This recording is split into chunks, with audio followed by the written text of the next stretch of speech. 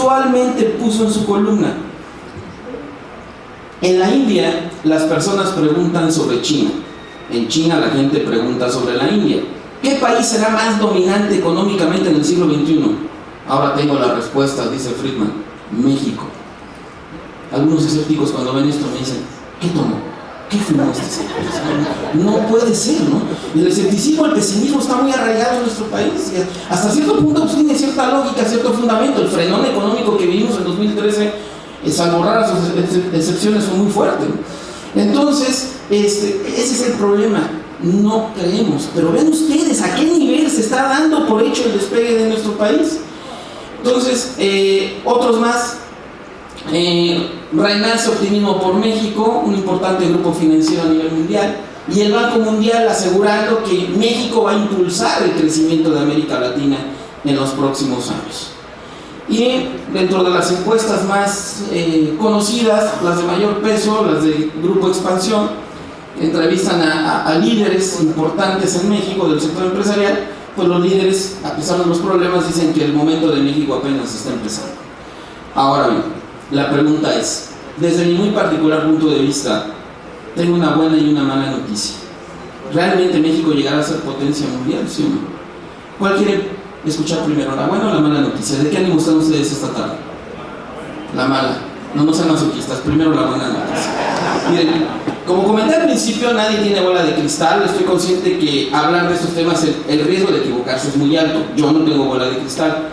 Pero por lo que a mí respecta, con la misma seguridad que en uno de mis primeros artículos de periódico me atreví a advertir del desplome de la bolsa en el 87, con la misma seguridad que con un libro me atreví un año antes a anunciar la devaluación del 94, y también con la misma seguridad que me atreví a decir que en la segunda parte del sexenio de Calderón, del 2010 al 2012, venía un repunte del crédito, iba a levantar la tasa de crecimiento económico, con esa misma seguridad, por lo que a mí respecta, me atrevo a decirles: señores, claro que sí, México sí va a ser potencia económica. México va a alcanzar tasas de crecimiento de 5, 6, 7% al año, que permitiría generar más de 1 millón de empleos en el mercado formal, va a abrir oportunidad de negocio.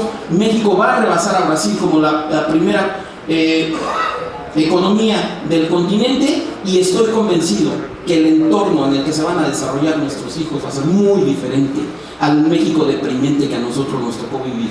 Y si nuestros hijos están bien preparados y están enfocados a una actividad donde ellos tengan talento, las oportunidades que van a tener por delante ni siquiera nos los hubiéramos imaginado nosotros en décadas pasadas, inmersos en la corrupción y inmersos en una economía mediocre. Se me queda mirando como diciendo: bueno, creo que el que tomó algo raro fuiste tú. Todavía veo escepticismo. ¿Por qué estoy convencido? Bueno, el primer factor es la aprobación de las grandes reformas económicas estructurales. Estas reformas estuvieron en el tintero más de 15 años. Muchos analistas insistíamos en ellas desde hace años. Siempre machacábamos cada que podíamos: urge una reforma económica estructural en materia educativa, una en materia fiscal, urge en materia financiera, etc. Ustedes me dirán: bueno, pero ¿quién está enterado del impacto negativo que está provocando la reforma fiscal? Sí, de entrada, por eso titulé a esta charla así: ganadores y perdedores con las reformas. No hay reformas perfectas, no hay reformas ideales. Siempre hay costos, hay beneficios, hay ganadores y perdedores. Aquí lo que creo que se debe hacer es no solamente concentrarse en los efectos negativos de corto plazo, sino hacer una evaluación de lo que esto podría representar en el futuro.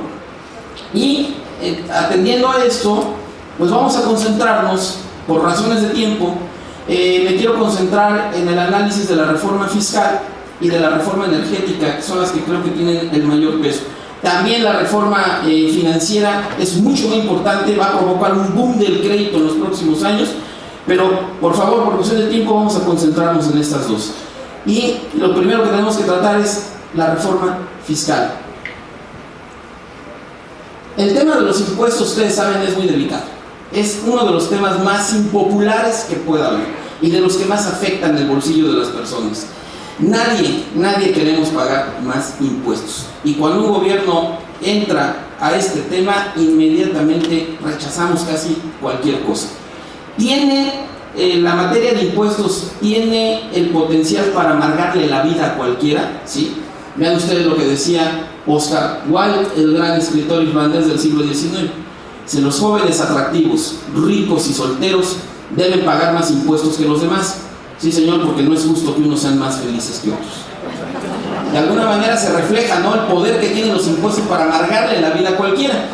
Y una ocasión, cuando a algún amigo le comenté que estaba muy fuerte el debate de la reforma fiscal, yo, mira nada más lo que decía Oscar Wilde, levanta la ceja y me dice, bueno, ¿tú de qué te preocupas? Tú de todos modos quedarías exento.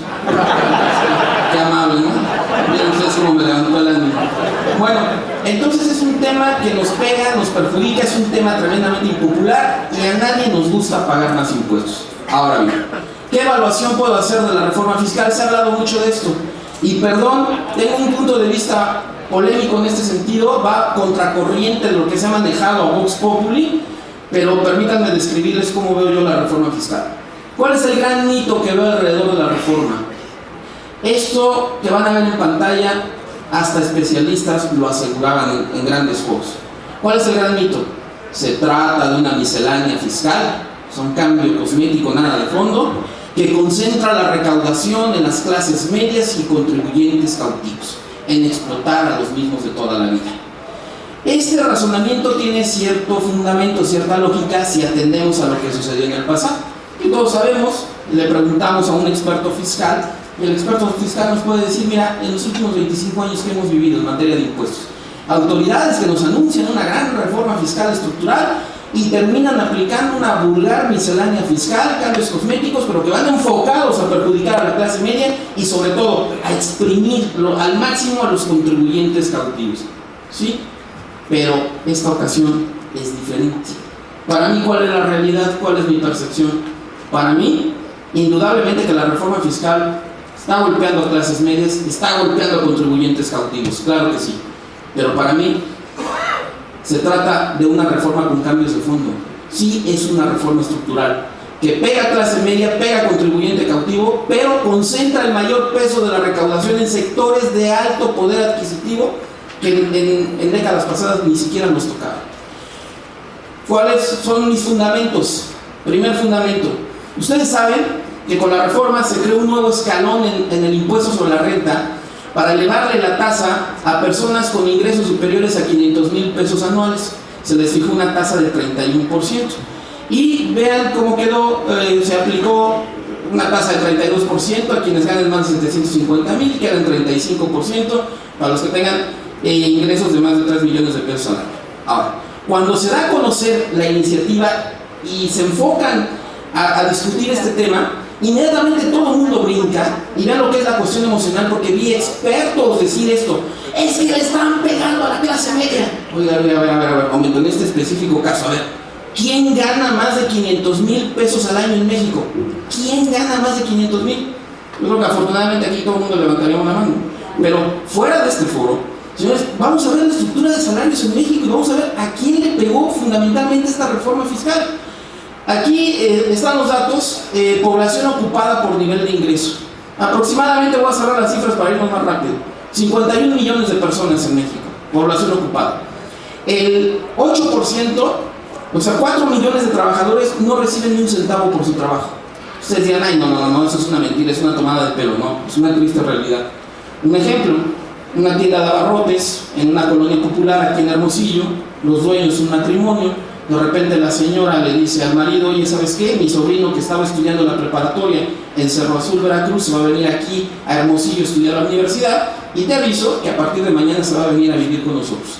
Entonces el marido le dice, oye, no seas inconsciente, la situación está difícil, una boca más que alimentar. Y la señora le dice, oye, no seas mala onda, pues si no se va a quedar con nosotros 5 años, en lo que termina la licenciatura. Entonces el marido, sin que la señora se dé cuenta, amenaza al muchacho y le dice, tú te vas a convertir en una carga, te voy a dar de comer, te voy a dar techo, pero te advierto, saliendo de la escuela te vienes inmediatamente, te voy a dar 1 hora para comer y te vas a quedar al frente del negocio, lunes a viernes, sábado, domingo, días festivos, lo tomas o lo dejas, no te puedo pagar ni un quinto. 4 millones de trabajadores están en esa situación. Otros 4 millones y medio, casi 10% de la población ocupada, no quisieron decir al encuestador cuánto ganan. Si ustedes le preguntan a un encuestador a qué se debe este fenómeno, el encuestador les va a decir, son personas con un rango de ingresos mínimo, les da pena decir cuánto ganan. Otro 13% de la población ocupada, casi 7 millones de trabajadores, ganan hasta un salario mínimo al mes. Fíjense ustedes, 7 millones de trabajadores con menos de 2,000 pesos mensuales en promedio.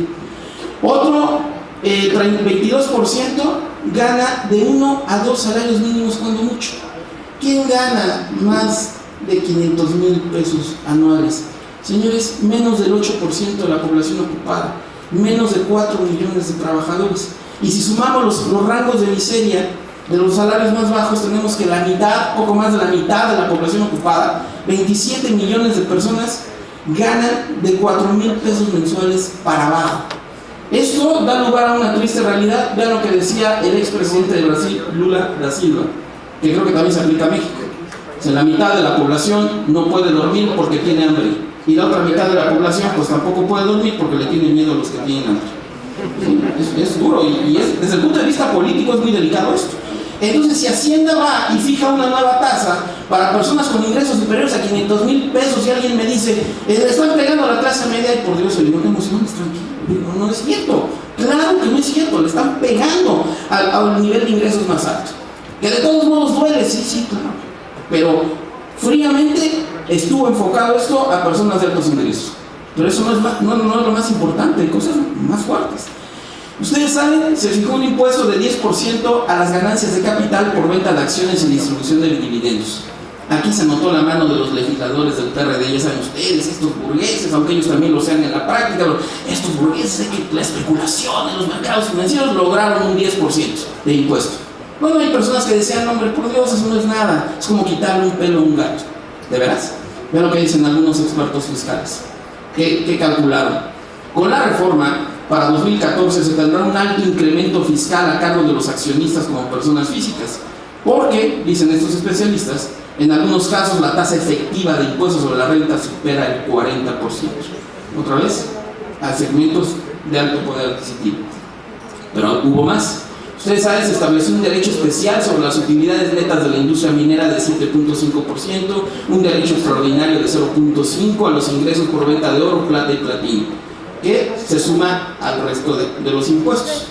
El cambio estructural para mí más importante fue eliminar el régimen de consolidación fiscal. Ustedes saben, a través de este régimen de consolidación fiscal, los grupos económicos más poderosos en México podían descontar del pago de impuestos las pérdidas de sus filiales. Entonces el resultado, en términos netos, era que el pago del impuesto de la renta se desinflaba en forma muy importante, o en algunas ocasiones incluso era prácticamente de cero.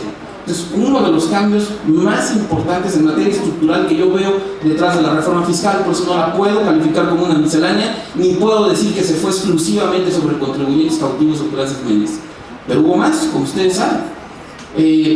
Se eliminó el régimen simplificado para la agroindustria. No se suprimieron los privilegios fiscales porque hubo una oposición política tremenda, amenaza de paralizar al país, de cerrar todas las carreteras a nivel nacional, y entonces lo que hicieron los legisladores fue echarse un poquito para atrás, le cambiaron el nombre y lo único que hicieron fue poner requisitos más estrictos para que la agroindustria pueda disminuir en términos efectivos el pago del impuesto sobre la renta. Lo van a poder seguir haciendo, pero ya el camino es más difícil, más tortuoso. Pero de alguna manera trataron de apretar las tuercas a un sector importante. También, también fue un cambio estructural fuerte. Cuando Felipe Calderón se dio cuenta que no le iban a aprobar ninguna reforma económica importante, y este señor estaba obsesionado con lograr un repunte de la economía en la segunda parte del sexenio, preguntó a sus asesores, ¿qué podemos hacer? No va a haber energética, no va a haber hacendaria, no va a haber nada. ¿Qué puedo hacer? Y entonces los asesores, atendiendo a la historia del sistema capitalista, le dijeron, mire señor, no queda más que un auge artificial del crédito. ¿Y cómo puedo lograr eso? Pues darle todos los privilegios a la banca. ¿Qué hacemos? El nuevo impuesto, el IETU, y en el artículo 5 del IETU, déjenlos exentos prácticamente del pago de impuestos, que puedan descontar todo, reservas preventivas, cualquier reducción o estímulo que le den a los usuarios del crédito, déjenlos prácticamente en cero de impuestos y verá cómo se reactiva el crédito del 2010 al 2012. Así le hizo Felipe Calderón. Y entonces vienen los partidos, no solo Peña Nieto, porque en su momento fue un acuerdo partidista, también colaboró el líder nacional del PRD, el líder nacional del PAN y buena parte de sus legisladores. Y entonces dijeron, no, ¿sabes qué? Vamos a mandar a volar el IETU. Entonces, desapareciendo el IETU, le pegan a los bancos, le pegan a intermediarios financieros porque se borran importantes privilegios fiscales. Cambio estructural para mí. También, ustedes saben, homologaron la tasa del IVA en la frontera, lo llevaron del 11 al 16%, pegándole a un sectores importantes del comercio. También le quitaron a los maquiladores privilegios importantes. Yo recuerdo cuando la reforma estaba en vías de aprobarse unos días antes, estuve platicando con uno de los líderes de la industria maquiladora de exportación en Ciudad Juárez. Entonces él ya había movilizado gente, ya había protestas en las calles, una presión a través de los medios de comunicación, y el líder de esta industria me dice, vamos a frenar la reforma fiscal. Y entonces le dije, mire, a lo mejor me equivoco yo, pero yo lo que estoy viendo es que detrás del Pacto por México también hay un ánimo de venganza detrás de las reformas. El Estado se siente débil, quieren recuperar poder y quieren poner en orden a todo el mundo. Luego, detrás de la reforma energética también está el ánimo de someter al sindicato petrolero. Detrás de la reforma educativa, someter al Bester Gordillo. Luego, detrás de la fiscal está someter a las cúpulas empresariales. Luego, no creo que la puedan frenar. También, uno de los cambios importantes es que eliminaron el artículo 40 de la ley aduanera. Eliminaron el concepto de apoderado aduanal, y esto le ha pegado y le está pegando fuerte a la típica burocracia aduanal. No es evidentemente que vaya a desaparecer el agente aduanal, se van a desarrollar otras opciones, pero sí era pegarle, desintegrar prácticamente la antigua y vieja estructura del monopolio aduanal. Entonces, en resumen, se eliminaron privilegios, tratos preferenciales, se limitaron deducciones o se establecieron nuevos impuestos. ¿Para quiénes? Sí se le pegó a clase media y a contribuyentes cautivos, pero el enfoque hacia quiénes estuvo: grandes empresas y corporativos. También para casas de bolsa e inversionistas, bancos y otros intermediarios, para la industria maquiladora de exportación, para la industria minera, para la agroindustria. ¿Es esto una miscelánea fiscal, por favor? Y también le pegaron al monopolio de agentes aduanales. Ahora, ¿dónde? Y aquí lo podemos ver en las cifras de la propia Secretaría de Hacienda. Esta es una tabla con una estimación que ellos hicieron de los ingresos. Si uno, cuando alguien andaba diciendo, no, es que le van a pegar a la clase media, al contribuyente cautivo, oye, ¿de veras? Pues entonces hay que ver dónde empiezan a captar la mayor recaudación. Tendría que ser a través del IVA o a través del impuesto sobre la renta personal, ¿no? Bueno,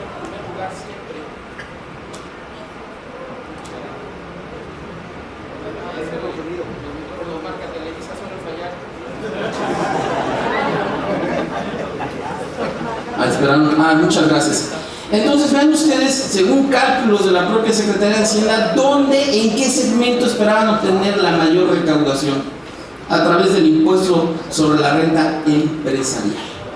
Entonces, sí pega a clase media, sí pega a contribuyente cautivo, pero está enfocada básicamente a sectores de alto poder adquisitivo. ¿Cuál es el impacto económico de la reforma fiscal? Bueno, pues en este 2014, indudablemente negativo. Esto indudablemente está costando. Algunas de las razones, bueno, al eliminar el IETU, y sobre todo por la desaparición de este artículo 5, desaparecieron importantes privilegios fiscales para la banca y para otros intermediarios financieros. Y además, si le sumamos todos estos poderes para auditar, vigilar más las operaciones financieras, pues entonces tenemos que el flujo de crédito ha disminuido. Y esto lo puede decir cualquier banquero. Yo he platicado con banqueros de distintas marcas y me han dicho esto, que ha bajado la operación en tarjetas de crédito, ha bajado varias cosas.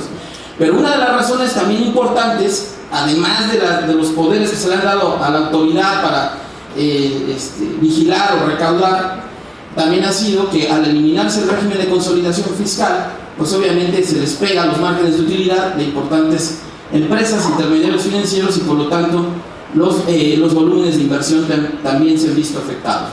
Hay un reacomodo fuerte. ¿Cómo podríamos evaluar el impacto de la reforma fiscal? Es muy complicado, es difícil, todavía está por verse el impacto en lo que resta del año, pero una estimación yo les podría decir lo siguiente. Miren, antes de que se conociera el contenido de la iniciativa de reforma fiscal, y viendo cómo iban avanzando en otro tipo de reformas y dando por hecho que se iba a aprobar la energética, la financiera, la educativa, etcétera, yo podría haberles dicho a ustedes, sin conocer la fiscal, que México estaría en condiciones de crecer a partir de 2014 5%. Pero, conociendo el impacto negativo de la reforma fiscal, pues ahora las proyecciones más recientes, y las venía revisando en el avión esta mañana, se apuntan a que el consenso de analistas que esperan 3.1% de crecimiento, cuando mucho este año. ¿Qué significa? Que entonces la reforma fiscal, según esta apreciación, nos habrá costado sacrificar 2 puntos en la tasa de crecimiento. Y entonces, aunque no se puede hacer una estimación precisa, podremos decirles a ustedes que entonces esto significa que vamos a dejar de generar en el mercado formal alrededor de 200,000 empleos. Eso es una estimación preliminar, imperfecta. Lo que puede decir es que nos está costando la reforma fiscal. Y otra estimación un poco ya más precisa es que también va a costar en cuestión de inflación, y lo vimos en la primera quincena de este año. El Banco de México calculó que la reforma fiscal pues podría incrementar la inflación en medio punto porcentual en este 2014. Ahora, las autoridades y los partidos políticos estaban conscientes del daño que podían provocar en 2014, ¿sí? De alguna manera sí. Miren, aquí están los criterios generales de política económica para 2014. Ustedes saben, un documento que cada año elabora la Secretaría de Hacienda y lo presenta al Congreso haciendo números para el siguiente año. Y vean lo que ellos dicen, lo que está subrayado en amarillo. Dicen, es posible fortalecer las fuentes de ingreso y reducir la dependencia del petróleo a través de la reforma fiscal. Correcto. Pero vean lo que dice Hacienda. No obstante, las condiciones económicas que se prevén, o sea, el golpe fiscal va a ser tan duro, sobre todo en 2014, que hace necesario que el sector público ofrezca un amortiguador, acelere el gasto para amortiguar ese golpe. O sea, y la prueba para mí más contundente de que ellos están conscientes del daño que provoca la reforma fiscal en 2014 es esta tabla. Vean ustedes, copia fiel de los documentos de Hacienda. Ellos están convencidos de que la tasa de crecimiento se va a ir acelerando a lo largo del sexenio conforme se vayan implementando las reformas. Pero hay algo curioso, vean ustedes, ¿a partir de cuándo, si le preguntamos a Hacienda, estiman ustedes que va a crecer la economía mexicana 5%? Nos dicen, a partir del año 2015. Oigan, ¿y por qué no aparece el 2014 en sus proyecciones? ¿Por qué creen ustedes? No era posible. Con esa reforma fiscal, claro que no era posible crecer 5% a pesar de la atracción de inversión y a pesar de la aprobación de las reformas. Ahora, resumiendo al máximo, porque es un tema muy complicado, muy extenso, muy polémico. Para mí, en términos muy generales, ¿quiénes pueden decir que son los ganadores con la reforma fiscal? Señores, número 1, en palco, en primer lugar. Los grandes ganadores, nuestra ilustre clase política. Gobierno federal, gobiernos estatales y municipales, porque van a ejercer el gasto público más alto de toda la historia en esta administración. El presupuesto federal, los presupuestos estatales, los presupuestos municipales, salvo raras excepciones, los que traigan broncas políticas ahí fuertes, salvo raras excepciones, va a ir creciendo en términos reales y en forma constante a lo largo de esta administración. Son los grandes ganadores, los que van a estar forrados de billetes. De hecho, también cuando se conoció la aprobación de la reforma, pues ya algunas calificadoras le pusieron una palomita a la deuda mexicana. ¿Qué significa eso? Que también el beneficio para el gobierno federal, el gobierno estatal y gobiernos municipales es que van a poder recurrir, buscar endeudamiento y con una menor tasa, porque palomearon las calificadoras por esta mayor recaudación fiscal. Dentro de los ganadores también ubicamos pues a personas de bajos ingresos que van a recibir apoyos a través del sistema de pensiones, del sector salud y por seguro de desempleo. Aquí también se ve la mano de los legisladores del PRD y puedo decir que en ese sentido ellos podrían estar contentos, porque los líderes de izquierda siempre dicen hay que pagar a los ricos, hay que pagar a la burguesía, hay que quitarles privilegios fiscales y hay que redistribuir esa riqueza y hay que repartirlo a los que menos tienen. Desde este punto de vista creo que así quedó la reforma fiscal, la podemos decir así a grandes rasgos. Entonces, insisto, algunos legisladores de izquierda podrán decir misión cumplida en este sentido. Ganadores también a la larga. ¿Cuál es el impacto que espero de 2015 en adelante? Si la mayor recaudación repercute en mayores niveles de inversión, pues entonces la industria de la construcción y especuladores de bienes raíces por la inversión en infraestructura, que va a alcanzar los montos más altos de toda la historia en este sexenio. se están cocinando y próximamente se va a presentar formalmente el Plan Nacional de Infraestructura. Señores, se están cocinando unos proyectos por debajo del agua muy importantes en diversas entidades del país. Entonces, si efectivamente aumenta el gasto en infraestructura, esto va a empezar a sembrar semillas para crecimientos elevados en el futuro y va a beneficiar en primera instancia a la industria de la construcción, que también se va a ver beneficiado por otras reformas como la financiera, por el boom del crédito. También, dentro de los perdedores, ¿a quiénes podemos ubicar? Bueno, básicamente a grandes corporativos y sus proveedores, su red de proveedores, a empresas mineras, a industria maquiladora de exportación por la eliminación de los tratos preferenciales. Indudablemente que está pegando en este 2014 los márgenes de utilidad y muchas otras cosas. Ahora, dentro de los perdedores, ¿a quién también ubicamos? Al comercio fronterizo y empresas de alimentos procesados por el alza de impuestos. Y, como habíamos comentado, dentro de los perdedores, sobre todo a corto plazo, por la economía en su conjunto en 2014 por el impacto negativo en la tasa de crecimiento y por el alza de medio punto en la inflación que calculó el Banco de México. Esa sería también otro de los perdedores, indudablemente la burocracia aduanal, que pierde el monopolio en el manejo y tráfico de mercancías. Ahora bien, esto ha sido la reforma fiscal, pero insisto, si aumenta la inversión en infraestructura, a la larga puede ser positiva. Porque, como dice cualquier profesor de economía en las universidades, la inversión en infraestructura es la madre del crecimiento. Y si nosotros checamos cuáles son los países que tienen la tasa de crecimiento más alta, una de las condiciones son precisamente los que tienen un mayor volumen de inversión en infraestructura en relación al PIB, en relación al tamaño de la economía. Ahora, la segunda reforma que me interesa mucho comentar con ustedes, la joya de la corona, la reforma energética, es la que más impacto económico va a tener. Y no porque yo lo diga, sino porque los mismos líderes de los partidos lo reconocieron en el Pacto por México. Ellos dicen que es la más importante y la de más alto impacto. Ahora, ¿qué hay detrás de la reforma energética? Porque yo veo mucho desconocimiento por parte del público en general sobre lo que son las reformas y sobre el impacto que pueden tener. ¿Qué es lo que todos conocemos? ¿Qué es lo que todos sabemos? Bueno, que el objetivo del gobierno, de los partidos, fue: queremos ampliar la oferta energética a precios competitivos, o sea, que baje el precio de la luz, el gas, los combustibles. Y entonces el punto clave, el que todos conocemos, es que se eliminó la prohibición, se le quitó la prohibición en la Constitución de celebrar contratos con particulares para extraer y explotar hidrocarburos. Ok, pero hay otras cosas interesantes detrás de la reforma. Algunos puntos clave. Petroquímica básica deja de ser un área estratégica para el Estado, deja de ser un monopolio estatal. Y entonces, a raíz de la reforma, los particulares van a poder procesar, transportar, almacenar, distribuir, comercializar gas natural, refinación de petróleo y sus derivados a través de permisos. ¿Qué impacto puede provocar esto? Miren, aquí tienen en portada la revista Mundo Ejecutivo, la de la quincena anterior, y entonces dicen: Petroquímica, la nueva era. ¿Qué están esperando? Entonces, miren, hay empresas que ya están participando en nuestro país, con todo y que no están aprobadas las leyes reglamentarias, o sea, ya están. Y una de ellas es IDESA, que encabeza el complejo etileno 21 y que se perfila para transformar la industria petroquímica, dice esta revista.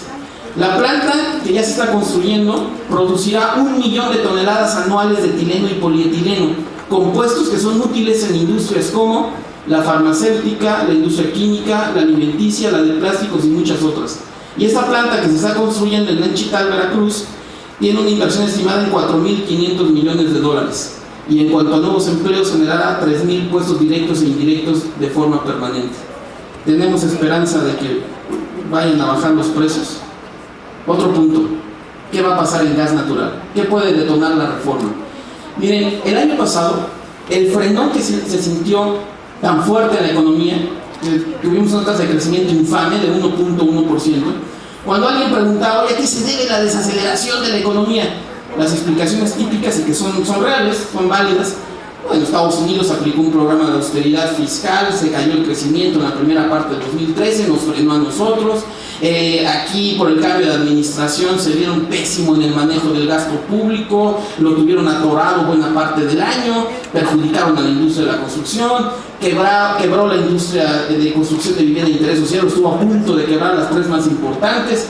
Ok, pero ¿sabían ustedes que un factor adicional que provocó el bajón del 2013 fue que sufrimos por momentos y en algunas zonas del país una fuerte escasez de gas natural. ¿Sí? Hubo escasez de gas natural en el 2013. Vean, este gráfico del Banco de México es muy ilustrativo. Ha ido subiendo la demanda nacional y la producción ha ido cayendo. Y muy a pesar de que también subió el volumen de importaciones, ¿qué fue lo que sucedió? Escasez. Y Pemex tuvo que emitir alertas críticas. Es decir, por momentos, y en algunas zonas dijo Pemex, voy a racionar el gas natural, como si estuviéramos en época de guerra. Por eso hoy también de venir aquí a la ciudad de Hermosillo en una revista leí una frase que me llamó mucho la atención. Decía una buena y una mala noticia. La buena dice es que Dios creó los hidrocarburos. La mala es que no lo extrajo, no lo refinó ni lo entubó. Entonces, ¿qué sucedió? Pues que tenemos gas natural, grandes reservas, pero están en el subsuelo porque no hay recursos para sacarlas. Y algunos despistados dicen, es el argumento típico, que le den más recursos a Pemex, se puede sin inversión extranjera. Por Dios, el presupuesto de Pemex ha crecido en términos reales en los últimos 9 años y la ineficiencia está a la vista.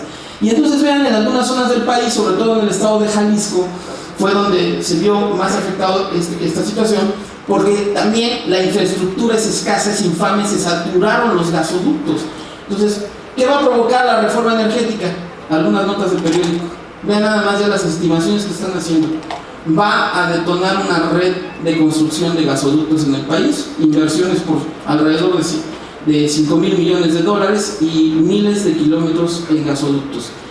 ¿Cómo va este asunto? Acabo de estar en Torreón, Coahuila, y un grupo de inversionistas se me acercaron para platicarme un gran proyecto que traen allá. Efectivamente están consiguiendo ya la inversión para aumentar la inversión en infraestructura y producción de gas natural. Otro punto de la reforma energética, en cuestión de electricidad, se crea un mercado libre de generación de electricidad. Ustedes saben hasta el momento ciertas limitaciones, se podría producir para el autoconsumo y cierto mercado negro, ¿no? Abajito del agua o con mochada, algunas empresas podían suministrar la electricidad a otras más, pero el asunto estaba muy cerrado, muy limitado. Con la reforma energética se abre la puerta de par en par y dicen las autoridades, quien quiera generar electricidad y tenga los recursos para hacerlo, adelante. Y van a poder suministrar la electricidad a quien ustedes quieran. Otro cambio importante, ¿qué sucede en materia de distribución? Ustedes saben, también las redes, el monopolio lo tenía la Comisión Federal de Electricidad. Pues bien, la reforma energética le quita ese monopolio. Se crea un despachador independiente de energía que rompe el control de la Comisión Federal, pero aquí está lo interesante. Dice la reforma, el despachador independiente de energía deberá dar prioridad de entrada por ley a la red de transmisión a la electricidad más barata para abatir costos. Hagan de cuenta, así hablando en sentido figurado, así como de repente decimos primero las damas, en materia energética va a ser primero los más baratos. Y entonces, por eso es la joya de la corona. ¿Qué expectativa ha levantado esta reforma energética? Ven ustedes algunas notas del periódico. Aquí primero, el informe del vocero de la Secretaría de Hacienda. Cita un informe del Banco Mundial, y el Banco Mundial textualmente dice, el proyecto desde ese tiempo, el proyecto de reforma energética es prometedor, dice el Banco Mundial, porque va a detonar un boom de inversión.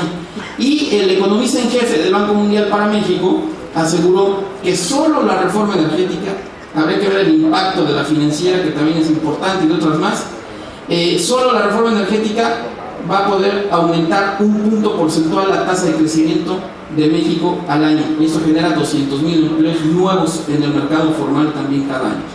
Y vean esta euforia a nivel internacional. Busca Holanda invertir tras la reforma en México. Señalan interés las petroleras chinas. Interesa a los árabes el petróleo mexicano. El País, uno de los diarios más influyentes de la Unión Europea. Petrobras, el gigante brasileño, teme la competencia de Pemex tras aprobarse la reforma. Entonces, podemos esperar que a la larga baje el costo de la electricidad, del gas y los combustibles. Sí, definitivamente sí. Aquí el problema es este: los políticos le están tomando el pelo al público y en el pecado van a llevar la penitencia.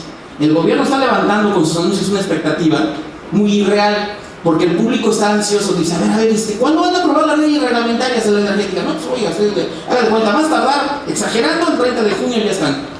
Entonces quiere decir que para el 30 de julio va a llegar a mi casa el recibo de luz más bajo. Voy a ver que voy a llegar a la gasolinería y voy a gastar menos. Esa es la expectativa que tiene el público. Y es irreal, esto se va a tardar en cuajar. O sea, este proceso de inversión es muy lento. Entonces, ¿qué va a venir para las autoridades y para los partidos políticos? Va a venir un mayor resentimiento social y un mayor desprestigio. Pero a la larga, con una mayor oferta, señores, cuando yo les platico a algunas personas en el DF, y sabes tú que en estados como Chihuahua, Sonora, Coahuila y otros más, Baja California, hay personas que pagan más por renta que por pagan más por electricidad que por la renta de su casa. Ay, no, ¿cómo crees? Llegan a pagar una barbaridad, llegan a pagar más que lo que les cuesta rentar un departamento. Entonces, esto tiene que cambiar. Entonces, ¿cuál va a ser el impacto, el beneficio? Señores, la economía mexicana se hace más competitiva, puede haber más consumo, más inversión, más crecimiento a la larga, no tan a corto plazo. Ahora, ¿quiénes son los grandes ganadores de la reforma energética según yo? Los grandes ganadores, en primer lugar, en palco, otra vez, nuestra ilustre clase política, otra vez. Sin un sistema adecuado de transparencia y sin rendición de cuentas, imagínense esta combinación: reforma energética, aumenta la recaudación, presupuesto federal, estatal y municipal el más alto de toda la historia, va creciendo en términos reales cada año, más los 40,000 millones de dólares que se esperan el primer año después de que se aprueben los reglamentos de la reforma energética.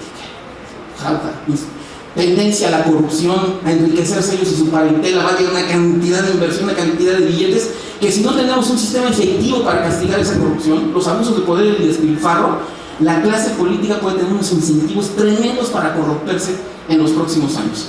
El presidente Peña y los líderes de los partidos dicen: no, momento, les prometemos, por favor, que ahora sí va a haber transparencia en las leyes secundarias, va a haber castigos efectivos. Ojalá. Hay que estar muy al pendientes y a ver si cumplen con esto de la transparencia y la rendición de cuentas. Si no hay rendición de cuentas, señores, va a ser un relajo y un jauja, un incentivo para la corrupción muy fuerte. Urge en México que los ciudadanos nos aseguremos de que se ponga en práctica ese sistema efectivo de rendición de cuentas.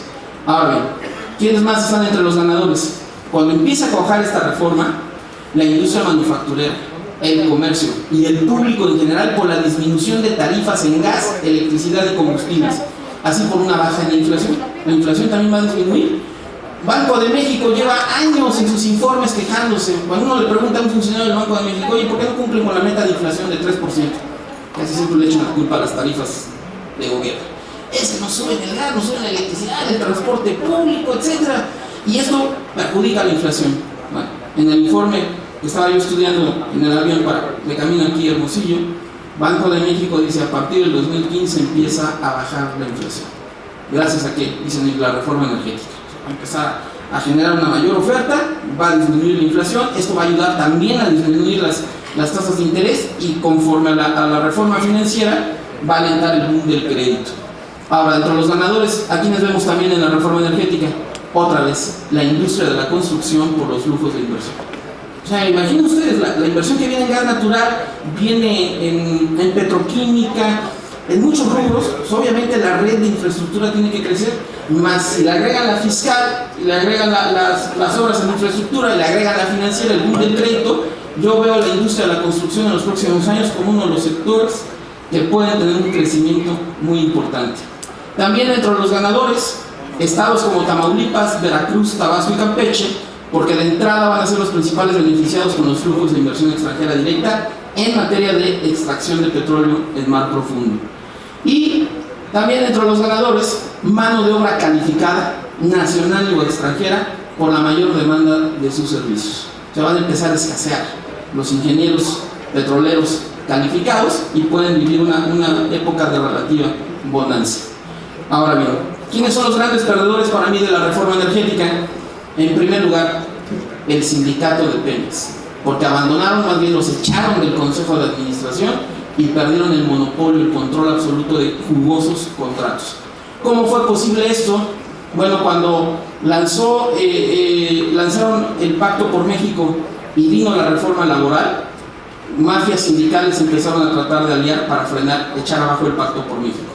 Y entonces los líderes del pacto dijeron: van las reformas, cuesten lo que cueste. Y entonces dan la señal contundente, meten a la cárcel, desmantelan el cacicazo de la señora Elvester Gordillo, la ex líder del sindicato de maestros. Y entonces de repente voltean y le preguntan a Romero de Champs, el líder del sindicato petrolero, ¿cuál es tu postura de la reforma energética? No, pues que venga, le vamos a echar el consejo de administración. No, ya, sí, no importa, ya nosotros nos íbamos a hacerlo, no interesa. Y entonces el mensaje político fue tremendo. Digo, no tengo pruebas, yo me imagino que a lo mejor de repente el secretario de Gobernación así le ponía en la mesa un expediente que decía Romero de Champs y abajo CISEN, entonces como que tenemos bien escaneado y tenía otros folios que decía hijo, sobrino, y yo prestando nombre, tal, no sé, me imagino. Entonces yo creo que viendo lo que le pasó al Elvester, dijo, cooperamos, y han cooperado con la reforma energética. Ahora, también entre los grandes perdedores, pues vemos a proveedores tradicionales que pierden el monopolio, apellidos ilustres que durante años se vieron favorecidos por sus amigos priistas, sus amigos panistas, y tenían el monopolio de importantes contratos. Esto lo traigo desde hace tiempo, y ahora que he visto el escándalo de Oceanografía, de alguna manera el reflejo del reacomodo que se está viviendo. También dentro de los perdedores, y esto el gobierno trata de ocultarlo, pero creo que no se puede tapar el sol con un dedo, empleados del Pemex y de la Comisión Federal de Electricidad van a ser de los principales perjudicados por los recortes de personal y programas de retiro anticipado. Señores, todos lo sabemos desde hace mucho tiempo. Pemex y la Comisión Federal de Electricidad están excedidos de personal. Con las nuevas reglas no pueden operar con esa nómina, es una nómina excesiva. Se tiene que recortar la nómina a fuerza. Hay temor en esas industrias, desde luego.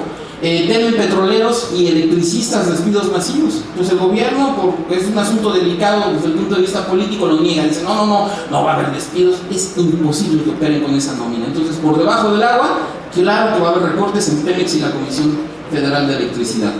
Dentro de los perdedores, pues también veo a los dueños de gasolinerías, con la apertura total a la competencia que también fue negociada a través del Tratado de Libre Comercio. No estoy diciendo de ninguna manera que el gasolinero mexicano va a desaparecer, claro que no, pero sí viene un reacomodo en la industria muy fuerte, competencia muy importante, se reducen márgenes de utilidad, en fin.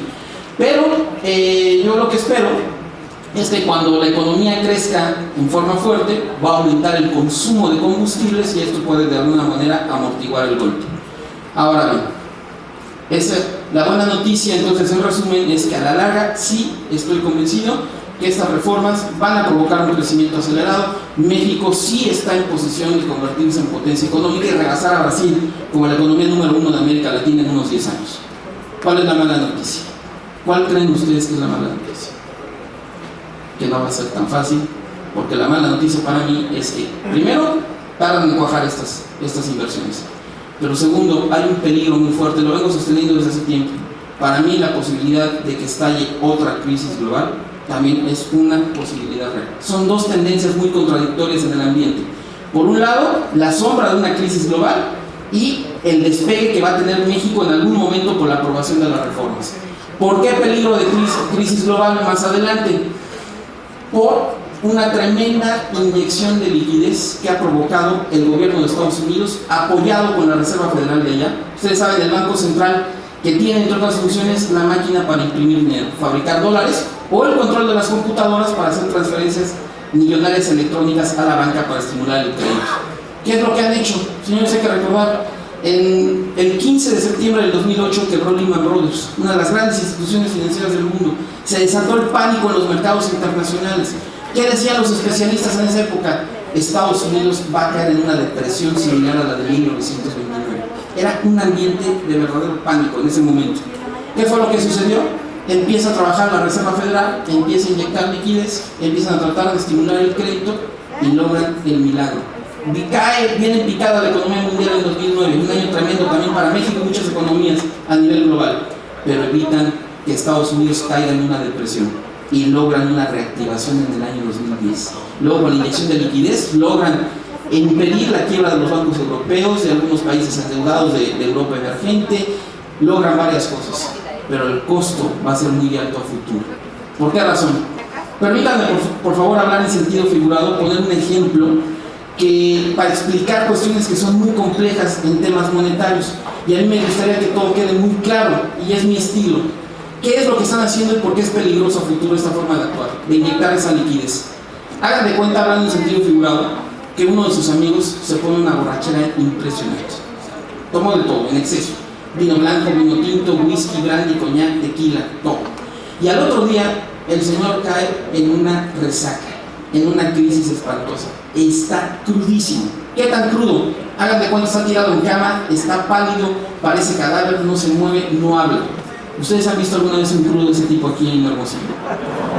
No, dice Mario, no, aquí son los importados. Y en otros lados dicen sí, aquí a mi derecha, aquí a mi izquierda, ¿no? Pero bueno, ojo, dato clave. El crudo, en nuestro ejemplo, representa la economía de Estados Unidos. Pues bien, ustedes están desesperados. Y hagan de cuenta que después de la quiebra de Lehman Brothers, está a punto de morirse el crudo, así, en ese extremo. Ustedes están asustados, necesitan la opinión de los especialistas. ¿Qué hicieron en Estados Unidos? 3 días después de la quiebra de Lehman Brothers, el 18 de septiembre del 2008, mandaron llamar al entonces secretario del Tesoro, al señor Paulson. Ustedes saben, algo así como nuestro secretario de Hacienda, pero elevado al cubo. Entonces le dijeron, a ver, haz un diagnóstico del crudo, ¿qué podemos esperar? Y ya nada más, porque les dijo Paulson a los diputados y senadores de Estados Unidos, textual, en ese momento, estamos a unos días del colapso total de nuestro sistema financiero, con todas las implicaciones que esto conlleva para nuestro país y para el resto del mundo. Se va a colapsar la economía de Estados Unidos. Dicho por el secretario del Tesoro. Y entonces, hagan de cuenta que en nuestro ejemplo llega el secretario del Tesoro, examina el crudo y nos dice, se va a morir, ya tiene hasta taquicardia. Ustedes alarmados mandan llamar al médico, el médico llega corriendo, lo examina detenidamente y el médico les pregunta, ¿qué pasó? Ustedes dicen, señor, se puso una borrachera impresionante. ¿Ya hiciste algo para tratar de reanimarlo? Sí, ya le puse un par de aspirinas, ya le di un Gatorade, ya le puse un limón con el alcohol de la farmacia en el ombligo y no reacciona, estoy desesperado. Entonces el médico le pone el suero, evita que se muera, pero no lo puede levantar. Entonces dicen que la necesidad tiene cara de hereje. ¿Qué hicieron la Reserva Federal y el gobierno de Obama? Hablan en sentido figurado. Es como si ustedes, por desesperación, le mandan a hablar al cantinero de la esquina. ¿Por qué le hablan al cantinero? Porque les han dicho que levantan a los crudos de la tarde, que hacen milagros. Llega el cantinero, examina el crudo y les dice a ustedes, lo voy a levantar. Dicen, es que no pudo el médico, lo voy a levantar. ¿Qué hacemos? Tráete una michelada con clamato. Le dicen, eso está muy perverso. ¿Cómo le voy a dar más liquidez, más alcohol, si esto fue lo que lo tuvo primero en Euforia, el exceso de liquidez del 2002 al 2006, la formación de la burbuja hipotecaria, etc.? Y ahora quiere usted que le dé alcohol y se está a punto de morir. ¿Quieres que lo salve o yo me voy? Ustedes se traen la michelada con clamato. Al principio con cierta dificultad, como que no quiere, no acepta la bebida. Ustedes se arman de paciencia y dicen, ¿cómo no? Y después de un momento, con mucha sorpresa, ven que empieza a absorber la michelada. ¿Qué creen que sucedió? ¿No han visto qué sucede cuando le dan una michelada con clamato a un crudo? ¿De verdad no han visto? Le voy a decir a mi compañera Javier de la Torre, ¿sabes qué? Los sonorenses son bien portados. Nunca han visto algo así. Pues ¿saben qué sucede? Es impresionante. Se levantan del ataúd así, de película, de miedo, en serio, se lo juro. No estoy exagerando. Entonces, se levanta el crudo, abre los ojos, balbucea las primeras palabras y les dice a ustedes, ¿dónde estoy? Ustedes, para darles ánimo, le dicen, en el after, en el heavens, de fiesta, salimos de fiesta. Entonces ya el cantinero agarró mucha credibilidad. Entonces ustedes dicen, el cantinero lo va a levantar. ¿Qué estrategia? Sigue. Y entonces dice el cantinero, ¿qué le gusta tomar al amigo? Es un ejemplo. Le encanta el tequila. A ver, tráete una botella de tequila. No, dice, mejor tráete una botella de bacanora. Es más efectivo, tráete la botella de bacanora. Y entonces ustedes se asustan y dicen, ¿pero cómo le voy a dar a bacanora? ¿Qué tal si se nos pasa la mano? Y dice el cantinero así, hablando como gran tecnócrata. La teoría dice que nada más hay que suministrar un toquecito de liquidez. Nada más 2 caballitos de efectivo, de tequila o de bacanora, 2 caballitos de bacanora, nada más para estimular la demanda efectiva. Un poquito, que esto se desate consumo en el mercado, desate inversión, contratación de trabajadores, pago de salario, más consumo, más oportunidades de negocio, lo vamos a levantar. Y entonces ustedes suministran los 2 caballitos de bacanora, ¿y qué sucede con el crudo? Se levanta a caminar y les dice, estoy listo para la siguiente fiesta. Bueno, ¿qué ha sucedido a nivel mundial? Con la inyección de liquidez, hagan de cuenta, es como si volvieron a inyectar alcohol. Evitaron el colapso en el 2009. Han mantenido más o menos la actividad económica. ¿Cuál es el riesgo? Que se les está pasando la mano. Están emborrachando a la economía mundial otra vez. Pruebas. Aquí ya no estoy hablando en sentido figurado. Vean este gráfico, es muy importante. Este lo tomé de una página de internet que elaboran economistas de prestigio mundial. Son expertos en política monetaria. Ellos son científicos, investigadores de tiempo completo, recurren a las matemáticas, a la famosa econometría para hacer sus cálculos en términos reales. Y vean ustedes, ellos graficaron el área sombreada de 1920 a la fecha en términos reales, la base monetaria, es decir, la cantidad de alcohol que está circulando en el sistema, la cantidad de liquidez dentro y fuera del sistema financiero. Y ellos están alarmados porque se ha disparado la liquidez en forma impresionante en los últimos tiempos. Nunca se había visto un fenómeno de esa magnitud desde que Estados Unidos es potencia hegemónica. ¿Qué han estado haciendo? La locura, se les ha pasado la mano. Señores, esto es real, este dato es cierto. Las imprentas de la Reserva Federal han estado fabricando dólares prácticamente por momento las 24 horas del día, y han hecho transferencias electrónicas multimillonarias a los bancos a nivel mundial para tratar de estimular el crédito. Yo podría aquí traer citas académicas importantes, pero me voy a quedar con una joya de la comunicación, alguien que lo expresó muy bien, un hombre muy polémico, Kiyosaki, famoso autor de Padre Rico, Padre Pobre, en otra obra. Vean cómo lo resumió. Dice: es la gran tragedia de la actualidad. Nuestros líderes pretenden solucionar la crisis financiera utilizando el mismo método que la provocó, es decir, pretenden, están imprimiendo más dinero para resolver el problema que surgió precisamente por imprimir mucho dinero. Y vean ustedes, con este gráfico del Fondo Monetario en pantalla, resume muy bien cómo han ido administrando la cruda. Después del desplome grave del año 2009, de la resaca espantosa, con la inyección de liquidez logran levantar la tasa de crecimiento mundial, levantan a Estados Unidos. 2011, 2012, lo que va de 2013 y 2014, pues ha habido algunos tropezones. ¿Qué hacen cuando hay algún problema? Señal de debilidad: más caballitos de tequila, más alcohol. Fue lo que tradicionalmente estuvieron haciendo hasta hace algunos meses. Y entonces se hicieron adictos a los mercados, a la liquidez. ¿Cuándo vinieron los problemas? Cuando dentro de la Reserva Federal ya hay oposición, ya saben que esto es muy peligroso y que esto se va a pagar caro. Entonces cada mes la Reserva Federal, hagan de cuenta que estaba inyectando 85 mil millones de dólares cada mes, hablando en sentido figurado. Hagan de cuenta como si en alguna fiesta animada 8 botellas de tequila, de rigor, de cajón, así cada hora 8 botellas. Entonces llega el momento en que dice la Reserva Federal: saben que esto es insostenible, no puede ser, vamos a empezar a reducir la cantidad de alcohol, vamos a empezar a retirar la liquidez. ¿Qué han hecho? Retiraron primero 10 mil millones de dólares, luego 20 mil, luego 30 mil. Ahorita están en 65 mil millones de dólares, pero siguen suministrando liquidez. Hagan de cuenta, en vez de las 8 botellas, dicen: ya nada más van a llegar 5 botellas cada hora. ¿Qué sucedió? Y pusieron a temblar a los mercados, porque los mercados ya son adictos a esta alcoholización, a esta liquidez. Esto fue lo que me llevó a publicar mi libro más reciente y a titularlo Entre el miedo y la esperanza. O sea, es un título muy contradictorio. ¿Miedo a qué? Miedo a la próxima crisis global, y esperanza de que México finalmente despegue. Ahí en la foto de portada, mi hijo más pequeño me preguntaba: ¿cómo le hago para la foto? Le digo: muy sencillo, mirarla igual, idéntico como cuando me vas a enseñar la boleta de calificaciones de la escuela. Y salió la portada.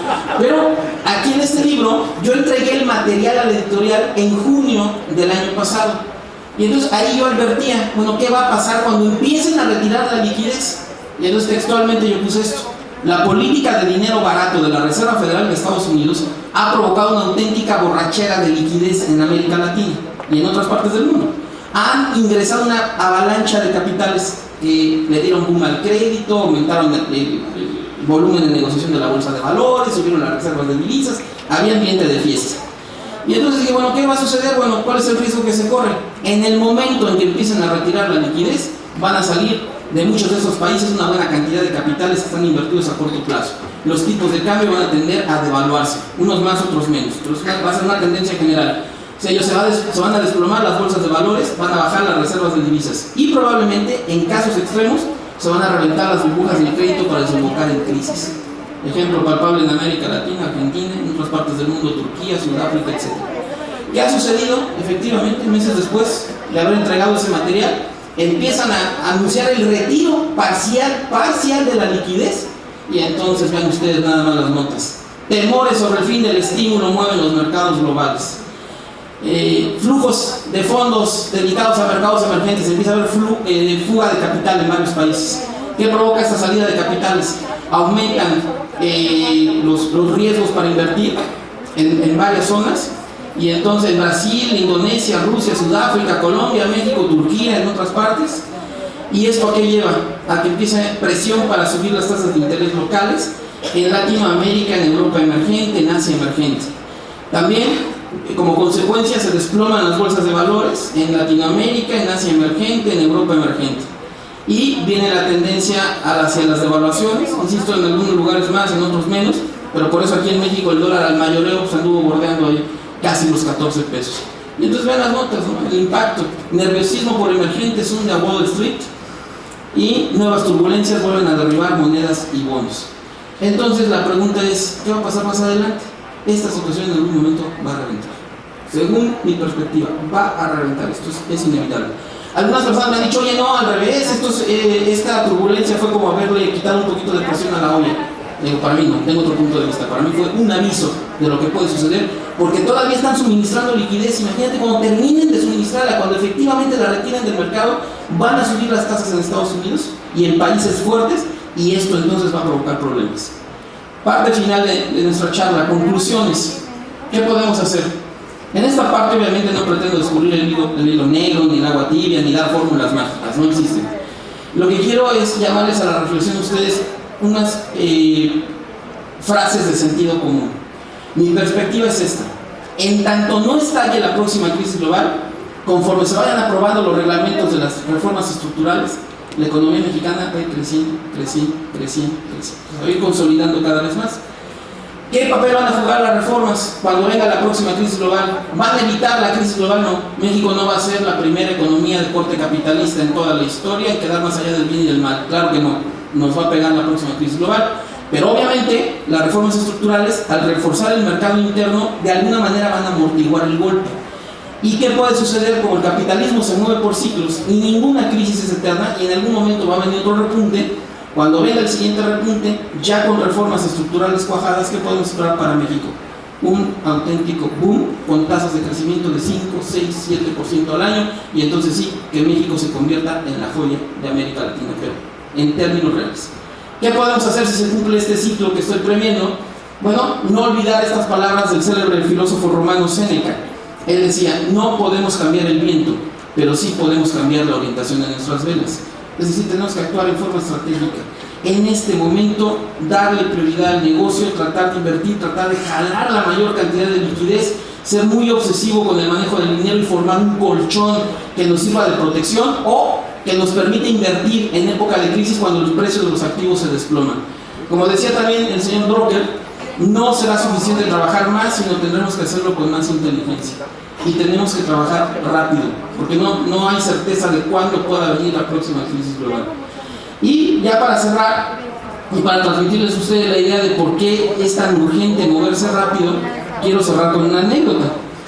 Cuenta la anécdota que una ocasión iban dos amigos caminando por el bosque, cuando de repente salta un oso y se aproxima peligrosamente hacia ellos.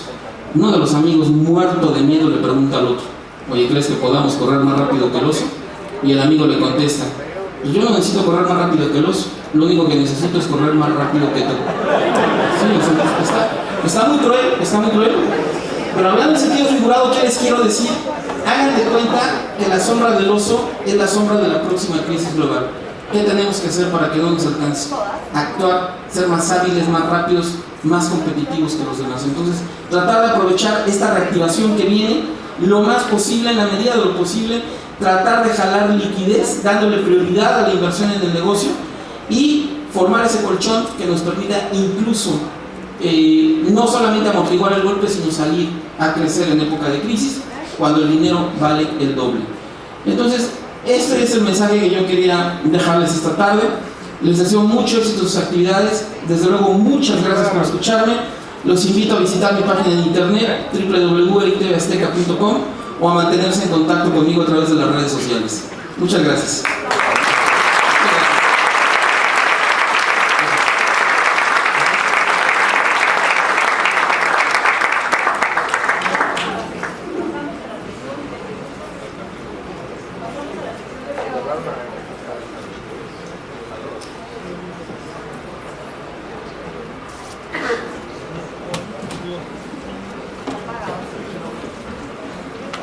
Vamos a abrir una sesión de preguntas y respuestas. Estoy a sus órdenes.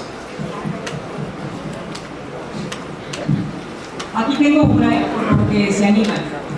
¿Qué beneficios tendrá para los clientes empresariales y domésticos la reforma energética en materia de energía eléctrica? ¿Qué pasará con la Comisión Federal de Electricidad y sus trabajadores? Con mucho gusto. Bueno, creo que de alguna manera di respuesta a lo largo de la charla. O sea, yo comenté que sí estoy convencido que va a bajar el costo de la electricidad, o sea, va a aumentar la oferta, las posibilidades de autoabastecimiento o las posibilidades de que las empresas o quien lo necesite pueda encontrar un proveedor más accesible, más barato.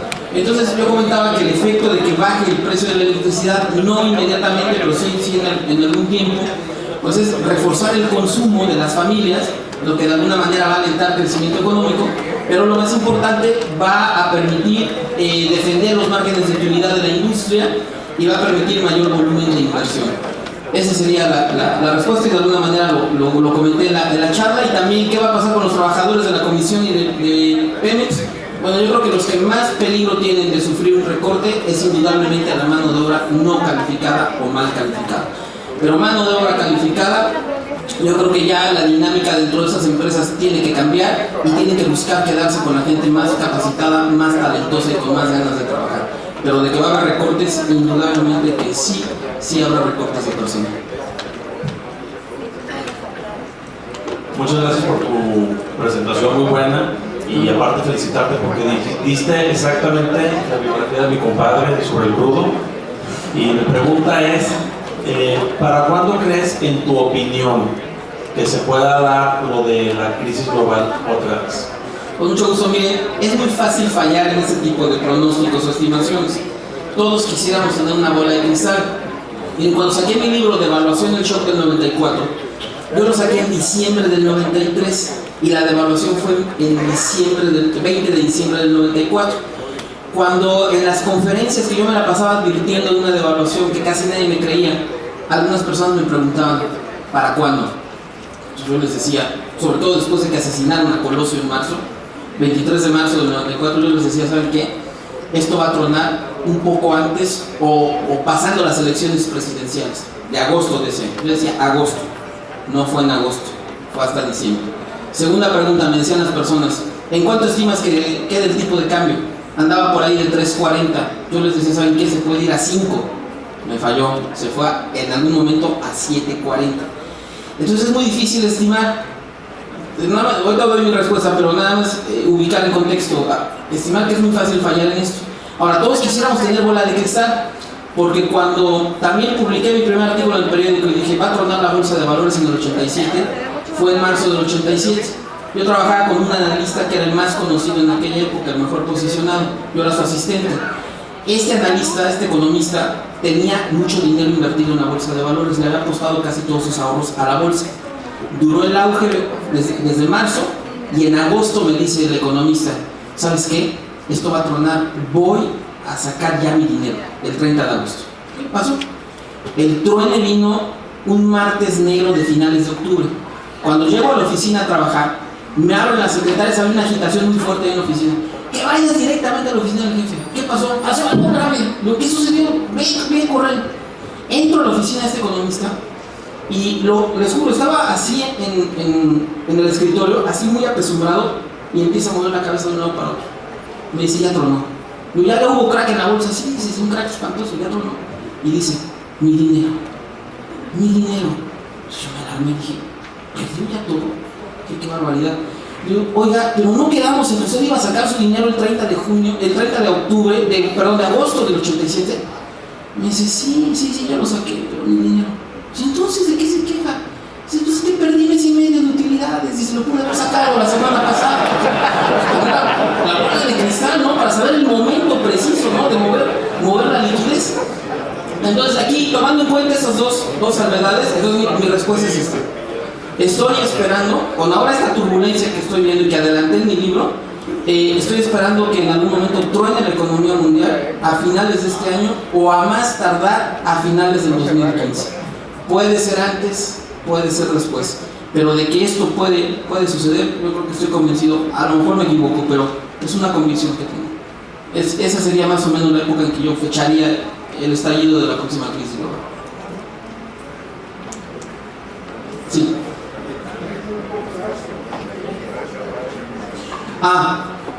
Me preguntan que si hay tanto plazo, si se puede hacer algo. Miren, aquí hay que contestar, se puede hacer algo a nivel federal, a nivel político, y se puede hacer algo a nivel personal, a nivel empresarial, a nivel familiar. Desde el punto de vista como país, yo puedo decirles que la aprobación de las reformas estructurales es estar ya haciendo algo muy importante, porque todo esto apunta a reforzar el mercado interno.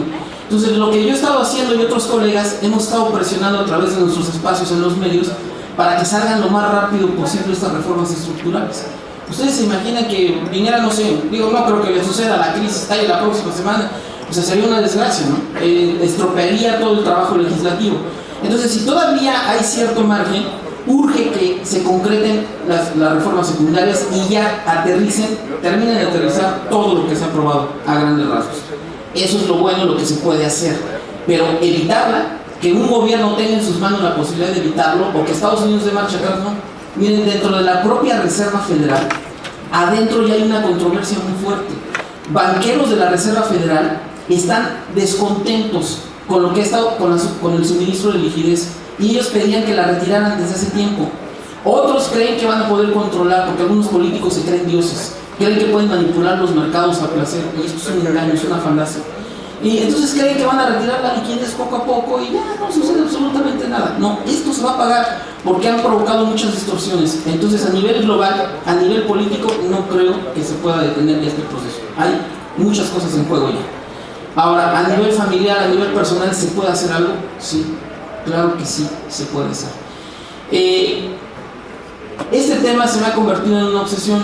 Entonces yo he estudiado las crisis del sistema capitalista en los últimos 6 siglos.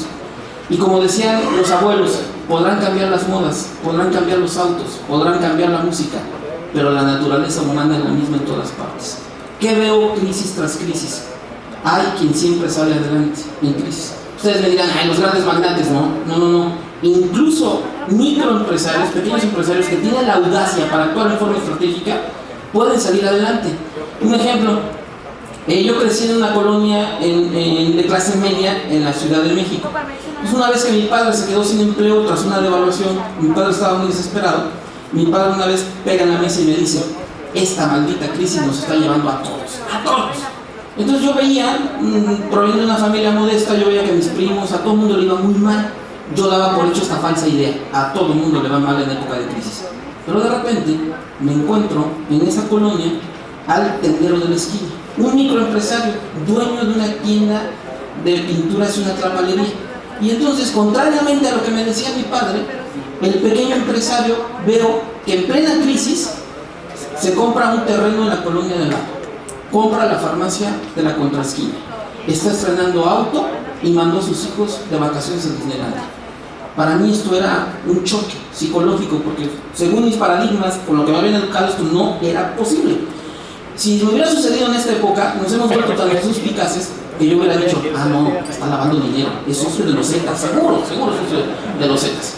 Pero le pregunté al tendero de la esquina y me respondió algo que conforme fui conociendo banqueros, inversionistas, nacionales, extranjeros, empecé a estudiar las crisis capitalistas, no saben cómo me he acordado de este pequeño empresario. Me decía, porque yo le pregunté, oiga, ¿cómo le hace usted? Me dice, mira muchacho, no hay fórmulas mágicas. Lo único que hay que hacer es que cuando viene una época de vacas gordas, te tienes que poner muy listo, tienes que manejar, trabajar lo más fuerte posible, tratar de jalar la mayor cantidad de liquidez, te tienes que volver muy obsesivo con la administración del dinero, tienes que ir formando un colchón, porque ese colchón te va a permitir crecer después, porque tu dinero en época de crisis vale el doble. ¿Cómo que vale el doble? Me dice, sí, ¿supiste que compré un terreno en la colonia de la esquina? ¿En la otra colonia? Sí, ¿qué pasó? Hace 3 años estaba muy caro, ahorita lo están rematando, está a la mitad, tengo liquidez. Dice, esto no va a durar toda la vida. Fíjense, no tenía preparación académica, pero tenía mucha intuición, sabía de los ciclos económicos. Y entonces me dijo, mira, esta crisis va a pasar, mira, va a venir un repunte. En ese momento voy a abrir otra tienda. ¿Supiste que compré la farmacia de la contraesquina? Y sí, ¿qué pasó? El farmacéutico, un hombre muy mal administrado, ahogado en deudas por desesperación, remató el negocio. Dice, ¿ya viste el carro que estoy estrenando? ¿Qué pasó? Dice, las automotrices están desesperadas. Dice, viene el gerente, dice, me viene a dejar aquí el carro.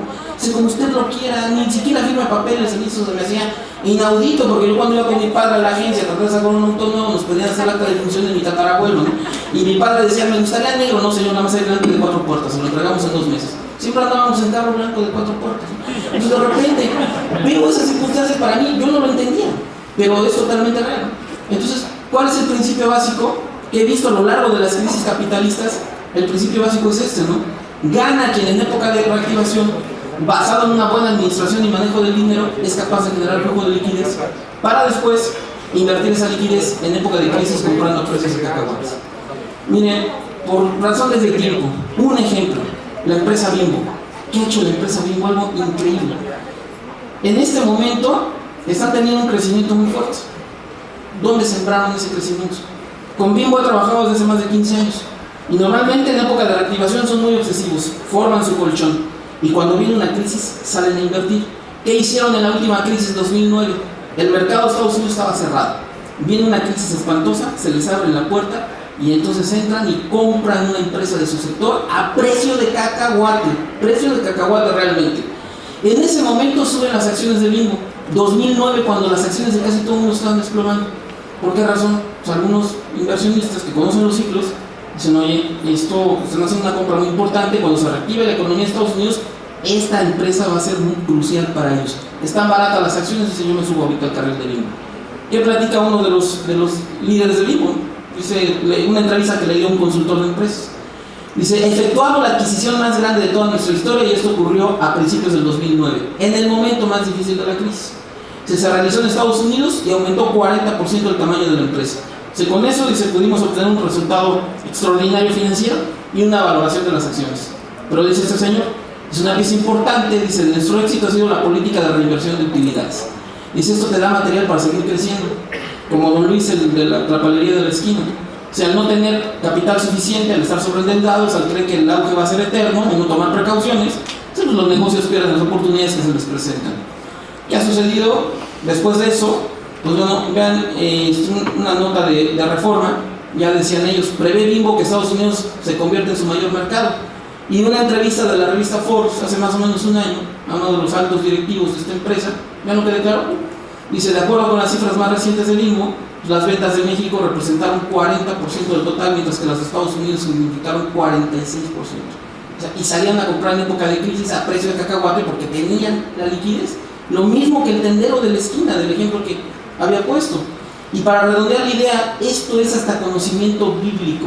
Si ustedes me permiten citar la Biblia, no pretendo con esto, o sea, yo respeto mucho la manera de pensar de todos los demás. Aclaro, mis padres son católicos, yo soy creyente, pero quiero que tomemos esto desde el punto de vista del contenido, sin ningún ánimo de propaganda religiosa. Claro que nada más el contenido es muy valioso.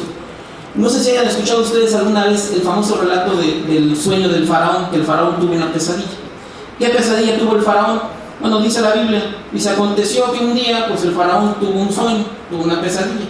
El faraón soñó que del río subían 7 vacas hermosas, muy hermosas a la vista y muy gordas. Pero también soñó que detrás de esas vacas hermosas también subían otras 7 vacas, pero de muy feo aspecto. Y la pesadilla consistió en que las vacas de feo aspecto devoraban a las 7 vacas hermosas y muy gordas. Entonces cuando se despierta el faraón, ¿no?, asustado, y manda a llamar a José, a su intérprete, y dice, José, mira, soñé esto, ¿qué significa? Entonces José le dice al faraón, las 7 vacas hermosas 7 años son, también las 7 vacas feas son 7 años. ¿Qué quiere decir? Dice que soñaste que las vacas feas devoraban a las vacas hermosas. Bueno, eso quiere decir que vienen 7 años de gran abundancia en toda la tierra de Egipto, y tras de ellos seguirán 7 años de hambre, de crisis. Dice, y toda la abundancia será olvidada en la tierra de Egipto a causa del hambre siguiente, la cual será gravísima. Y entonces viene la recomendación de José, sabiduría milenaria. Por tanto, junten toda la provisión de todos estos buenos años que vienen y recojan el trigo y guárdenlo, y el país no perecerá de hambre. Entonces, ser obsesivos, trabajar lo más posible, generar liquidez, generar un colchón, y que eso nos permita aguantar el próximo golpe. No, al contrario, gracias a usted por la pregunta. ¿Otra pregunta? Yo tengo una aquí. Sí. ¿Qué información tiene sobre el secreto bancario y sobre la unificación de las cuentas personales con las cuentas fiscales? Miren, la reforma financiera fueron 13 iniciativas. Una reforma impresionante, va a provocar un verdadero boom del crédito. Vienen cosas muy fuertes. Dentro de este asunto se va a manejar, la Secretaría de Hacienda va a poder tener facultades para jalar la información del sistema financiero. Entre el sistema financiero también va a haber oportunidad o obligación de cruzar información. Pero no nada más va esto para el público en general o los usuarios de la banca y el sistema financiero. El propio sistema financiero también va a haber una especie de buró donde los ciudadanos vamos a poder consultar, oye, a ver, fulanito me está ofreciendo un crédito. A ver, ¿es un buen crédito? ¿Es un crédito muy caro? ¿Qué calificación tienen? ¿Qué servicio han dado al cliente?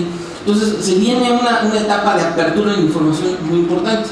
Obviamente, algunos usuarios sí estamos preocupados porque sí, las autoridades fiscales van a tener instrumentos de supervisión y de control como nunca se han tenido y les van a ayudar las plataformas tecnológicas. Entonces, la supervisión que se va a tener va a ser muy fuerte. Entonces, aquí el reto es que los contribuyentes, pues indudablemente vayamos cambiando nuestros hábitos, nos hagamos una muy buena asesoría para disminuir la posibilidad de tener problemas con las autoridades. Pero sí se van a tener información y cruce de datos como nunca antes en la historia de México.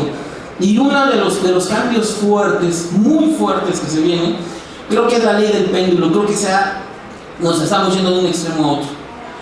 Antes se protegía al deudor, a tal grado se protegía al deudor que un deudor moroso, bien asesorado por un abogado que muchas veces le dicen trinqueteros, o sea, esos mañosos en la práctica, podían tomarle el pelo a la banca y transarse, hacerle fraude a la banca y no pagar los créditos, no sacar carros, sacar casa, en fin. ¿Qué va a pasar con esta reforma financiera?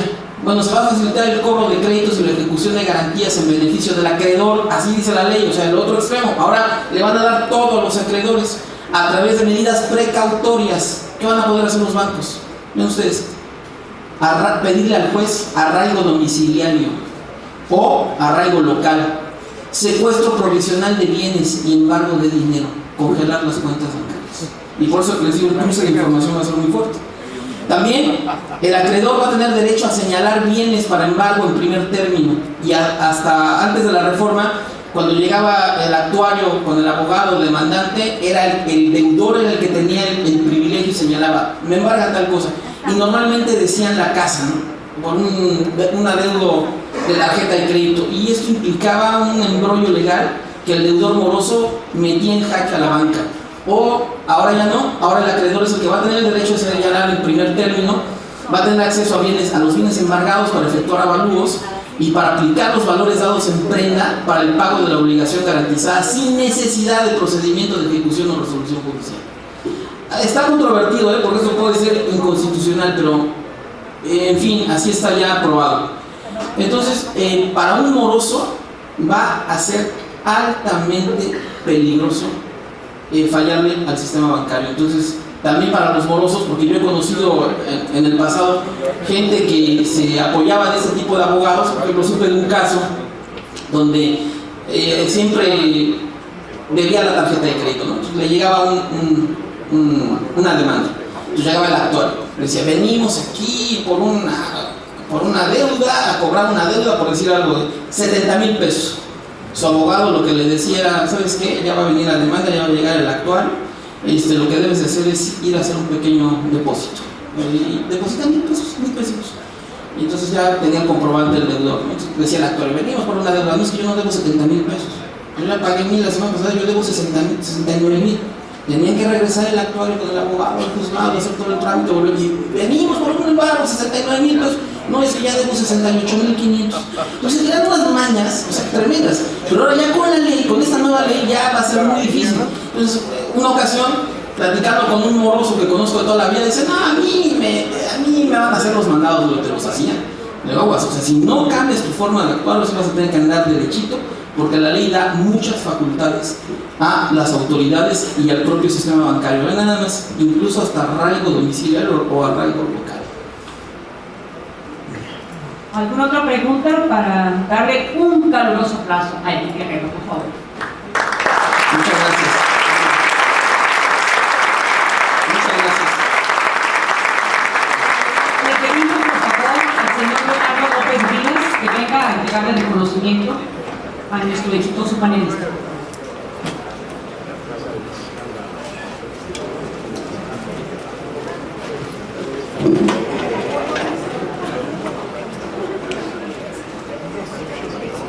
Les informamos que las personas que estén interesadas en adquirir el libro Entre el miedo y la esperanza de Eric Guerrero pueden hacerlo al final aquí del recinto. Ahí está un stand para que pasen a adquirirlo.